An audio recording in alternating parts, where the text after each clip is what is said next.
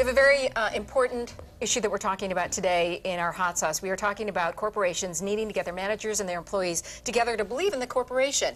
Very difficult task to do if you've ever managed anything, including just a household.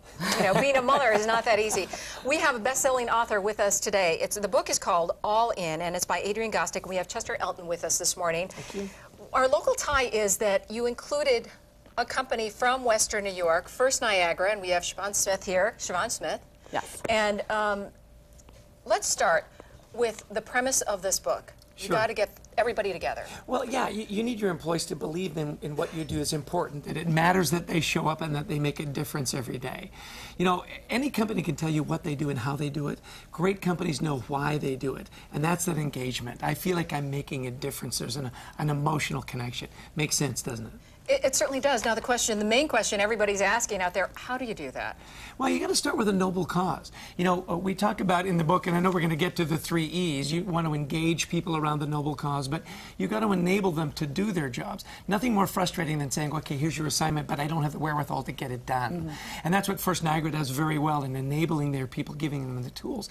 But then the point that you're getting to is, how do I energize them? What are the buttons that make me want to get out of the morning and rush to work as opposed to hit the snooze button? Right. And that's very individual, and that's where great managers, we talk about great managers create this culture of belief that when I show up, people will expect me. It's important that I be there and I make a difference. And that's going to be different for different people. Now, you included First Niagara in this. Yeah. First of all, before I get to Siobhan, how did you learn about First Niagara and your inclusion of them? Well, you know, it's so funny. You know, in the book, we start with a story about the great blonde and crossing Niagara Falls, and it was just unbelievable that we ended up with First Niagara as a client. You can't make that stuff up. But what we look for is not just great stories, but stories that are sustainable. And so when we met First Niagara and their leadership and how they engaged their people and how they focused on their culture as their differentiator, that's the story that makes sense. I mean, it's not just a flash-in-the-pan cool story. It's a story that's growing and is very sustainable. Well, let's talk about that with Siobhan, because there are two segments in here with First Niagara, Yes. two examples that I love. The second one involves the head of your company, Yes. who actually got, you know, down and dirty with the employees that are supposed to be their best employees. Right. And what did he do?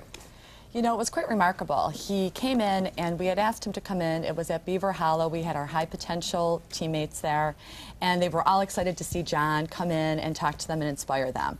So he comes in, 15 minutes was the expected time, comes in, shakes everyone's hand, and there's 25 people that are in this room, and says everyone's name. Then gets to the front of the room and says, you know, it's not about me. We have the high potential people, the leaders in the company here. I want to listen to you. You have the ideas. We need to listen to you. And he proceeded to listen. And he listened, and I heard he would follow up with these great questions. That's the main thing. He took all the notes, took them back, and then he came back as he promised. What did he do right in this one main point? Well, first off, is he remembered everybody's name. He became That's very amazing. I know it is amazing because I can't remember I know. anybody's name. Everybody Me say, too. hey, good looking in sport, you know? Right, Captain. Yeah, exactly.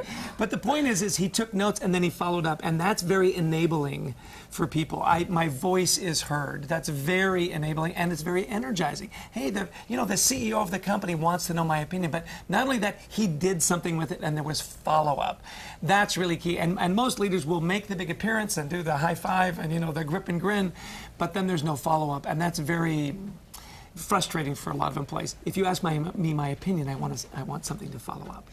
Okay, so how many times do you follow up, and how do you continue this positive train? Well, see, here's what's key, and here's what First Niagara has done very well, is it can't just be the CEO. It has to cascade through the organization. Mm-hmm. Right. And so he has made assignments to his managing committee and to the managers and supervisors right down to the people that open the doors at the branches and the tellers and the back office people.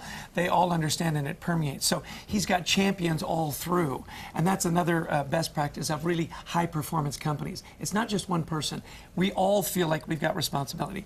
At First Niagara, they're not employees or associates, they're teammates. Right. A whole different, I know it sounds going to say, would it Right. rolls by any other name, but it does make a difference.